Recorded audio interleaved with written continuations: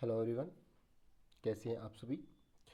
तो आज इस वीडियो को बनाने का जो मोटो है उसके पीछे एक सबसे बड़ा रीज़न ये है कि जब भी मतलब हम पढ़ाते हैं, क्लासेस में जाते हैं ना, तो मुझसे पर्सनली बहुत सारे स्टूडेंट्स का एक क्वेश्चन होता है कि सर हमें एसएससी के बारे में इतना पता नहीं जितना होना चाहिए। ठीक है। और एसएससी के एग्ज़ाम्स यानी सभी एग्ज़ाम्स के बारे में हमें नहीं पता। तो बेसिकली उन सभी क्वेश्चंस को आंसर करने के लिए ही आज की इस वीडियो को बनाया जा रहा है। ठीक है।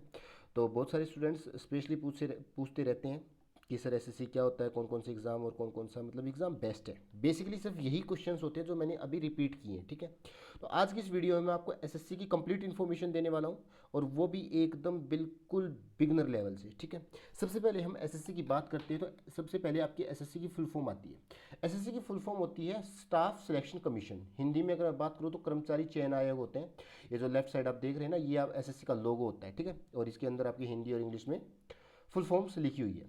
अब उसके बाद जब उस मेन बात क्या है कि एसएससी है क्या। एग्जाम से पहले हमें ये पता होना चाहिए कि एसएससी है क्या। तो बेसिकली एसएससी, जिसको हम स्टाफ सिलेक्शन कमीशन बोलते हैं, ये भारत सरकार की एक संस्था है।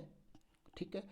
जो सेंट्रल गवर्नमेंट जॉब के लिए यानी केंद्र में सरकारी नौकरियों के विभिन्न विभागों के लिए ग्रुप बी, स्पेशली बात कर रहा हूँ ग्रुप बी और आपकी ग्रुप सी की भर्ती करता है।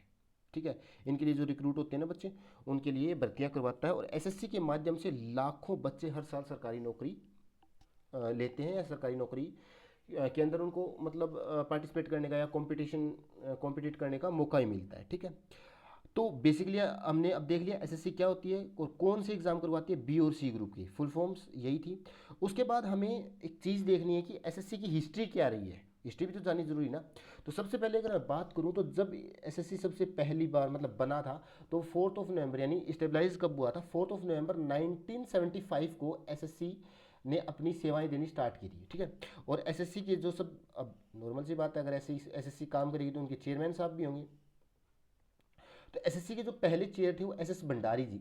कौन थे? एस एस भंडारी जी। और प्रेजेंट चेयरमैन की बात करें तो श्री एस गोपाल कृष्णन जी है। ठीक है। गोपाल जी हैं, और जो ये 1991 के आईएएस बैच के ऑफिसर है। ठीक है। और इनको तो याद करने की वैसे भी ज़रूरत नहीं है गोपाल कृष्ण जी को, बिकॉज जैसे कि आजकल न्यूज़ चल रही है एसएससी के जो भी मतलब है, उनके अंदर ये चर्चाओं का जो विषय बने हुए हैं। और एसएससी के अभी जो प्रोटेस्ट वगैरह भी हुए थे उनमें भी इन्होंने मतलब टिप्पणियां वगैरह की थी। तो जो है आपको पता ही है, गोपाल कृष्ण जी फिलहाल हमारे चेयरमैन। अब एसएससी है ना, एक स्टेटरी बॉडी है, और ये जो वर्क करती है स्पेशली किसी न किसी डिपार्टमेंट के अंदर काम करती है। तो ये डीओपीटी डिपार्टमेंट है हमारा जो गवर्नमेंट ऑफ इंडिया का, उसके अंडर में काम करती है। ठीक है। जब एसएससी का प्रोटेस्ट था तो हमारे एसएससी के काफ़ी टीचर्स मिलने गए थे, तब वो बार बार कह रहे थे कि हम डीओपीटी मिनिस्टर साहब से मिलिए, डीओपीटी मिनिस्टर साहब से मिलिए। तो डीओपीटी यही वाले हैं, जिस डीओपीटी की फुल फॉर्म होती है the department of personal and training. ठीक है। The department of personal and training DOPT की फुल फॉर्म होती है। अब एसएससी संविधान के तहत काम कर रही है, कॉन्स्टिट्यूशन के तहत काम कर रही है, तो इसका कुछ ना कुछ आर्टिकल भी होगा। तो एसएससी आर्टिकल 309 के तहत काम करती है। इसी के चलते हम एसएससी को कोर्ट में काउंटर कर सकते हैं। ठीक है। तो ये एसएससी कुछ हिस्ट्री थी।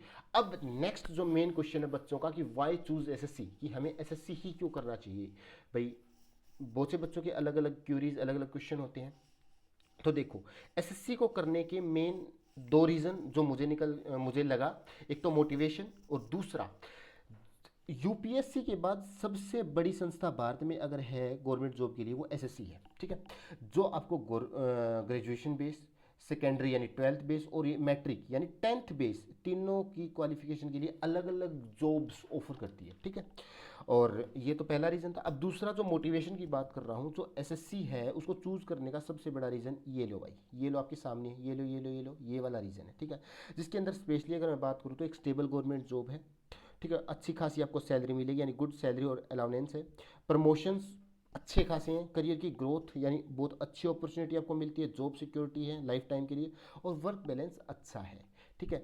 ये सब है। उसके अलावा एसएससी है ना, सिर्फ हमें जॉब नहीं देती बल्कि सिक्योर और एक रिस्पेक्टेड फ्यूचर भी हमारा बना के देती है पूरी लाइफ टाइम। इस वजह से हमें एसएससी करनी चाहिए। और यही रीज़न है एसएससी में हर साल लाखों बच्चा पार्टिसिपेट करता है। और लाखों बच्चे जॉब भी लेते हैं, ठीक है। वो अलग अलग डिपार्टमेंट की अगर मिलाएं तो लाखों ही हो जाती है कहीं ना कहीं, ठीक है। तो ये एसएससी का था। अब मेन बात करते हैं एसएससी एग्ज़ाम्स कौन से कंडक्ट करवाती है, ठीक है। लास्ट में मैं इसको अपना एक ओवरव्यू है उसके अंदर भी बताऊंगा। एसएससी एग्ज़ाम कौन से करवाती है, ये सारी वो एग्ज़ाम है जो एसएससी के द्वारा करवाई जाती है। अगर इन एग्ज़ाम्स को मैं वन बाय वन अगर आपको बताने की कोशिश करूं, सबसे पहला और सबसे पॉपुलर एग्ज़ाम है एसएससी सीजीएल। एसएससी का सबसे मेन और सबसे फेवरेट एग्ज़ाम है आपका एसएससी सीजीएल। तो जो एसएससी सीजीएल है इसकी फुल फॉर्म होती है combined graduate level. Graduate level इसका मतलब ग्रेजुएशन बेस्ड एग्जाम है। उसके बाद दूसरा एग्जाम आपका एसएससी सी एचएसएल, जिसका फुल फॉर्म होती है कंबाइंड हायर सेकेंडरी लेवल। तीसरा एग्जाम एसएससी एमटीएस, जिसको हम बोलते हैं multitasking staff. Next SSC GD, GD की फुल फॉर्म जनरल ड्यूटी होती है, जिसमें आपकी कांस्टेबल पद की भर्तियां होती है जो सीएपीएफ के अंदर आते हैं, जैसे सीआरपीएफ, सीआईएसएफ, इन सब में। उसके बाद NIA, SSB, BSF, Assam rifles, CRPF, इन सब में। उसके बाद आता है आपका एसएससी सीपीओ, जिसको सीपीओ की फुल फॉर्म होती है central police organisation.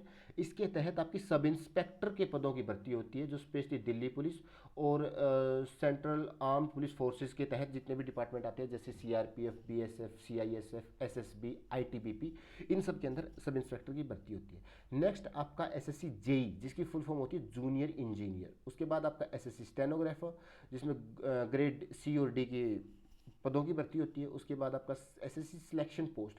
Selection post दो अलग अलग एग्जाम लेता है दोस्त, एक ग्रेजुएशन के बेस पे और एक ट्वेल्थ यानी सेकेंडरी के बेस पे। मे बी शायद टेंथ बेस पे है भी हो, बट वो ट्वेल्थ वाले में ही आ जाता है। उसके बाद आपका एसएससी जेएचटी, जिसको हम बोलते हैं जूनियर हिंदी ट्रांसलेटर।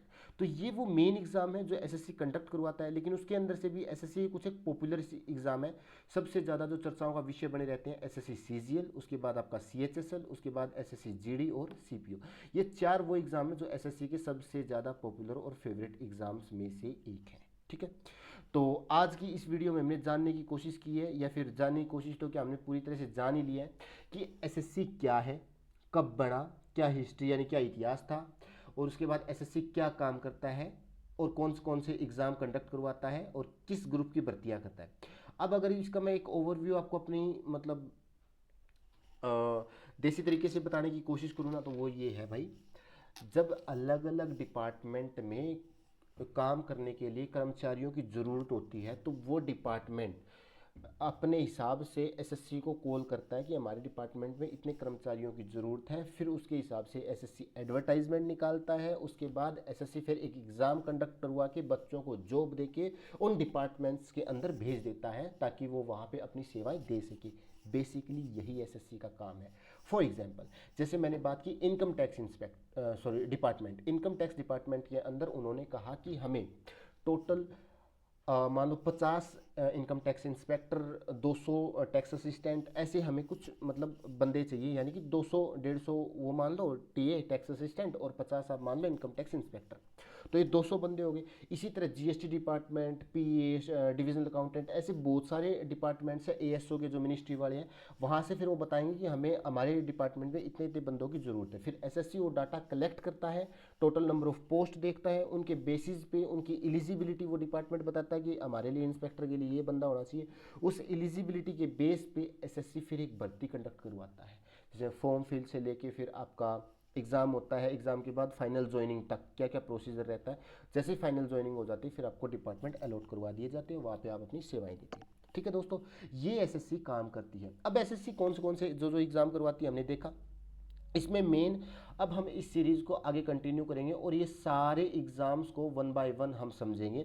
ऐसा नहीं है जैसे बाकी यूट्यूब्स के ऊपर समझाया हुआ है कि एसएससी सीजीएल क्या होता है, ऐसे करते हैं फिर वो डायरेक्ट स्टार्ट कर देते हैं। इसमें टीयर 1 होता है, टीयर 2 होता है, उसके बाद कंप्यूटर बेस्ड टेस्ट होता, सॉरी कंप्यूटर होता है, सीबीटी होते हैं दोनों। तो उसके बाद टाइपिंग, फिर आपकी डीवी होगी, फिर आपको ज्वाइनिंग मिल जाएगी। नहीं दोस्तों, ऐसा नहीं होता। ये प्रोसेस बहुत लंबा होता है।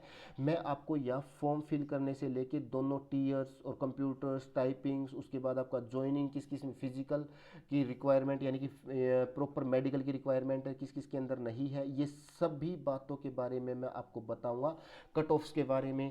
और मेन है, हम जिस वीडियो में मतलब मान लो नेक्स्ट वीडियो में हम एसएससी सीजीएल एग्जाम की बात करेंगे, तो उसके अंदर हम उसके सिलेबस की बात करेंगे। फॉर्म फिल करने से लेकर टीयर 1 के बीच में आपका सिलेबस भी तो आता है भाई। जैसे ही आप पूरा सिलेबस पढ़ोगे तभी तो आप टीयर 1 क्वालिफाई करोगे, उसके बाद ही आप टीयर 2 के लिए जाओगे, टीयर 2 में आप स्कोर करोगे, तभी आप कट ऑफ क्लियर करोगे, तभी आप जॉब लोगे। तो हम यहाँ पे इन सब चीज़ों के बारे में बिल्कुल बारीकी से देखेंगे, समझेंगे, ताकि आपको बार बार कहीं और भटकने की ज़रूरत ना पड़े। आप अपनी कैपेबिलिटी के हिसाब से अपने एग्ज़ाम्स को चूज़ कर सके और उस एग्ज़ाम को टारगेट कर सके। बहुत से ऐसे बच्चे हैं जिनका सीजीएल टारगेट नहीं होता, जिनका सिर्फ जीडी या सीपीओ ही टारगेट होता है, जिनको यूनिफॉर्म चाहिए भाई, स्पेशली सब इंस्पेक्टर बना सीपीओ ही टारगेट करते हैं। ठीक है, स्टेनोग्राफर के लिए आप अलग से डिप्लोमा वगैरह करते हैं, सीएचएसएल टारगेट होता है काफ़ी बच्चों का। इसी तरह से जब आप एक एक करके इन वीडियोस को देखोगे और आप अपनी क्वालिफिकेशन, अपनी कैपेबिलिटी यानी कि कैपेसिटी के हिसाब से, अपने कैलिबर के हिसाब से आप फिर चूज़ कर सकते हो कि आप कौन सा एग्ज़ाम देने के लायक हो। ठीक है, और फिर आप अपने हिसाब से अपनी तैयारी करना, और कंपटीशन तो है ही भाई, तुम्हें पता है कितना है कितना नहीं, वो हम वीडियोस के अंदर ही बात करेंगे। ठीक है, तो चलिए आज की इस वीडियो में सिर्फ इतना ही, और आप प्लीज़ कमेंट करके हमें बताइए कि आपको हमारी ये शुरुआत कैसी लगी, और इस सीरीज़ में अगर आपको कुछ और ऐड ऑन करवाना है या किसी और चीज़ के बारे में कुछ जानना है तो प्लीज़ कमेंट सेक्शन में ज़रूर अपनी राय दीजिएगा। ठीक है, चलिए आज की वीडियो में सिर्फ इतना ही, and thank you for watching this video till end, and I hope this information about SSC was helpful for you. And if you like this video, please like, share and subscribe to this channel. And for more update, strategy and guidance related to SSC and any other government exams, stay connected with us. Thank you so much. Best wishes for your bright future.